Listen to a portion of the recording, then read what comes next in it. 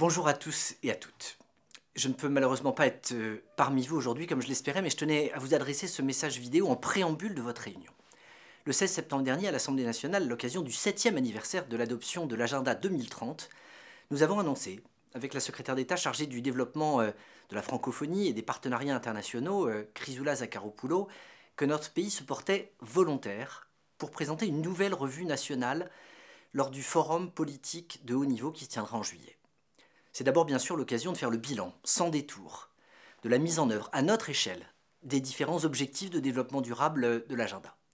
C'est aussi l'occasion de tracer les perspectives de notre action pour les mois et pour les années à venir, alors que nous sommes désormais à mi-parcours de l'échéance que nous nous sommes collectivement fixée.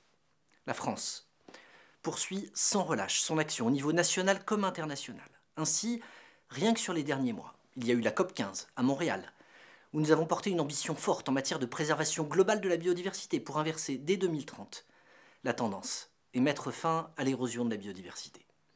Il y a eu le traité de la haute mer, qui en est une des premières réalisations. En mars, la conférence des Nations Unies sur l'eau pour mettre en place une meilleure gouvernance internationale de cette ressource irremplaçable et pour améliorer notre action commune au service de l'ODD 6. Ou encore le One Forest Summit de Libreville pour poser les bases d'un mécanisme de compensation qui permette une meilleure protection des forêts primaires de notre planète. Chacune de ces avancées obéit à une approche intégrée des enjeux environnementaux, économiques et sociaux. Et c'est la même dynamique que nous déployons à l'échelle nationale, avec le plan eau annoncé par le président de la République à Savines-le-Lac, ou encore avec le dispositif du Fonds vert au service des projets de transition écologique des territoires qui montent en puissance et qui témoigne d'une ambition partagée par tous dans notre pays. Plus largement, l'ensemble de la planification écologique France Nation Verte menée par la Première ministre. Les crises que nous avons traversées et que nous traversons encore ralentissent malheureusement notre marche pour atteindre certains de nos objectifs de développement durable.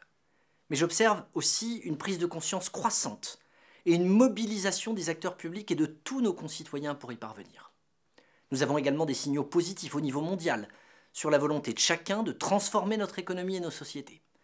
Et je vous dis ça en rentrant tout juste de la réunion des ministres de l'Environnement et du Climat du G7 au Japon, où nous avons obtenu des engagements forts et concrets pour mettre fin à la déforestation, pour lutter contre les pollutions chimiques, tout particulièrement contre les PFAS, et pour stopper la pollution plastique dans le monde dès 2040. Nous accueillerons d'ailleurs à la fin du mois de mai, à Paris, une session fondamentale de négociation d'un traité contraignant sur les pollutions plastiques pour que tous les pays du monde s'engagent conjointement à lutter contre ce fléau.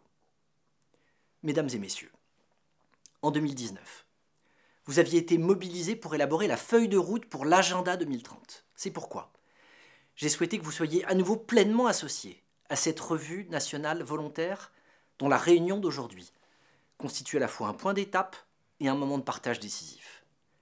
Je souhaite vous remercier de votre mobilisation et vous dire combien je serai attentif aux conclusions de vos échanges. L'étape suivante, ce sera la conférence contributive qui sera organisée le lundi 22 mai à l'initiative de l'Institut Open Diplomacy. Je sais pouvoir compter sur votre mobilisation pour faire valoir vos idées et vos projets. Je vous souhaite, dans l'immédiat, à toutes et à tous, de très fructueux échanges.